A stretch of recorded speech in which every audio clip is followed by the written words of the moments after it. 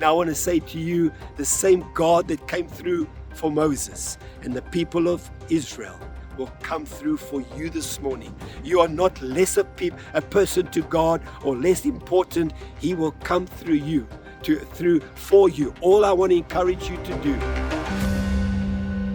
Well, good morning and welcome to Timeout this morning on this wonderful Saturday morning. Thank you for taking time out of your busy schedule to join me. I see you there. Now, Israel is under fire. And this morning, when you're listening and you say, Jack, I feel that my life is under fire. What should I do? Don't go away. Now, if you've been watching the events in Israel, that is very interesting. You'll know that Israel is under fire. It's now almost 2 months into a war with its neighbor in Gaza. And since Hamas came in, the terrorist group, and kidnapped many people and killed and raped many people in Israel, and Israel has retaliated and gone after them, saying they're going to eradicate every terrorist fighter that is part of Hamas. And so they are under fire from everywhere. Every neighbor, it seems, around them wants to make war with them. In Syria, there are groups that are terrorists. And even in Lebanon, the extremists, and of course Iraq are the main protagonists in this war, wanting to wipe Israel from the map. And you may say, yes, but Israel has said, Jack, they're going to go and kill every Hamas soldier. And you have to realize that when Hamas attacked them, they launched 5,000 rockets into Israel on the day. But months and months before that, they have launched thousands of rockets without being provoked into Israel and into its neighborhoods and terrorized the people. And so this is not a new thing. And so yes, Israel has said they want to go after every Hamas soldier and wipe them out. But never have I heard Israel say they want to extinguish every Palestinian. They want to kill everybody in Gaza. They have not said that. And yet many of Israel's enemies have vouched to not just take out their army, but to wipe Israel out and to get rid of them totally as a nation. So Israel are really under fire. And recently I heard that they are going to use a strategy, or maybe they've already used it, where they are pumping seawater for the Mediterranean into all these tunnels that Hamas have dug through years of preparation to launch attacks. And it's kilometers and kilometers of hundreds of tunnels. And now they're going to flood them to almost like drown their enemies or flush them out. And when I heard that, I thought, wow, it reminded me of a story in Exodus 14, where the people or the nation of Israel were facing a mighty enemy called the Egyptians. Now, interesting enough, of all the nations currently, Egypt hasn't attacked Israel. It has in the past, but not in this war. But in Exodus, Egypt was a powerful nation. And they enslaved the nation of Israel for hundreds of years and used them as slaves, cheap labor. And then eventually God raised up a deliverer called Moses, and he led the people out through many plagues. Later, the Pharaoh said, you can go. And he released them. And only to find out that the people in Egypt were unhappy because now they'd lost all their cheap labor, all their slaves. It affected the economy. And also they'd been plundered of all their wealth because after all the plagues, they gave everything away. And so they realized they had remorse.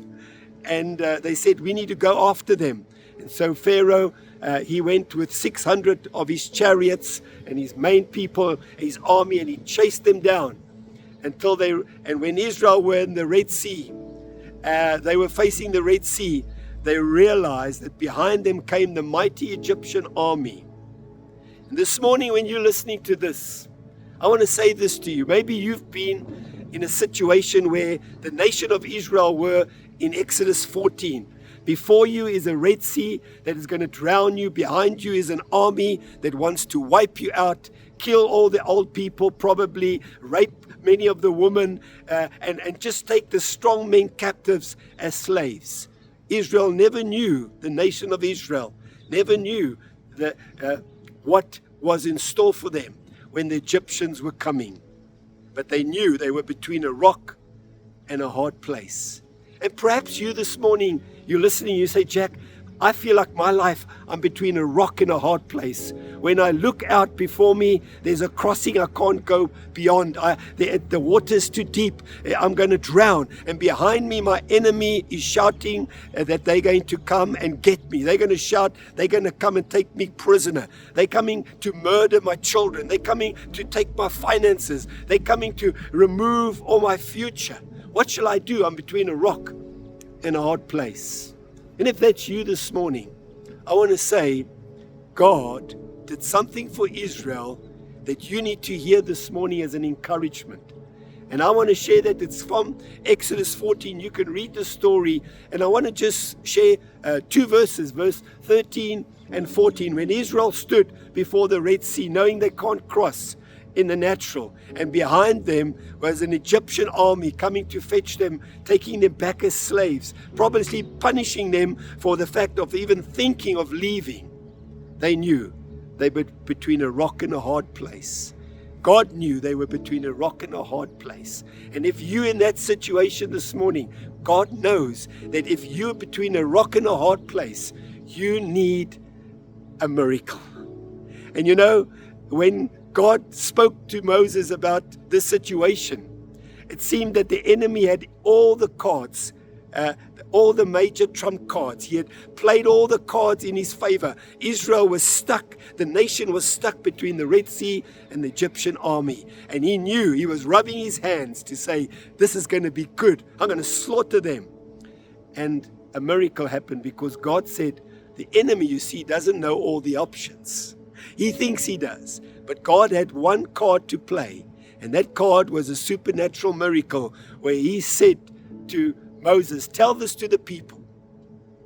This is the thing they must do. Stand still. Now, the last thing you want to hear when you feel that you're between a rock and a hard place is to stand still. And then he said to them, the second thing, don't fear. Now, I don't know about you, but when I'm between a rock and a hard place and I feel that there is no way out, the first thing that grips me is fear. And perhaps you this morning, if you feel fearful because you're between a rock and a hard place and you say, God, there's no escape, there's no option for me. Well, there's always this one option called God. There's always this one option called Jehovah. There's always this one option called Yeshua, the Jesus of the Bible. And if you call upon his name, and Moses did, and God said to him, let them stand still. Don't let them fear, because I'm going to do something for them today that will amaze them. And you can imagine if you were Israel thinking, what is that? What is that? What's going to happen? They didn't know. But God said to them in verse 14, the army, the Egyptians you see today, you will never see again, for God is going to fight for you. And wow, what an encouragement to know that if there is an enemy behind me shouting abuse, saying, you're done, I've got you between a rock and a hard place, and God says, stand still, something's going to happen. Don't fear, because you see, faith can't operate in the presence of fear. Perfect love casts out all fear, and perfect love is an example great faith. When you and I have great faith in God, there's a miracle about to happen. God's going to pull one out of the hat supernaturally, so to speak, and come through for a miracle in your life. So I want to encourage you, just like God encouraged Israel on that day when they were under fire because the Egyptian army was coming against them, and the back and the front they saw a Red Sea. You know what happened? God opened miraculously that Red Sea. They went through it because of what God had said. And when the Egyptians tried to follow them with all their chariots, their wheels came off. God slowed them down enough to close the waters on them. And every single Egyptian they never saw again, just like God said. He drowned every single one of them because they had come against the armies of God. They had come against the people of God. Now I want to say to you, the same God that came through for Moses and the people of Israel will come through for you this morning. You are not less a person to God or less important. He will come through you, for you. All I want to encourage you to do is to stand still. Don't fear, and know that God is fighting for you because He loves you. My name is Jack Windt. You've been watching Timeout. If you're from a YouTube channel, please push subscribe, because when you subscribe, you are helping me to make social media more positive, because Timeout is all about being positive, sharing the positivity. So I want to thank you for your participation and your assistance. And wherever you are, on whatever platform you share and you comment, you are helping me. Thank you very much. I really appreciate it. And just remember, God really loves you. I'm going to catch you next week.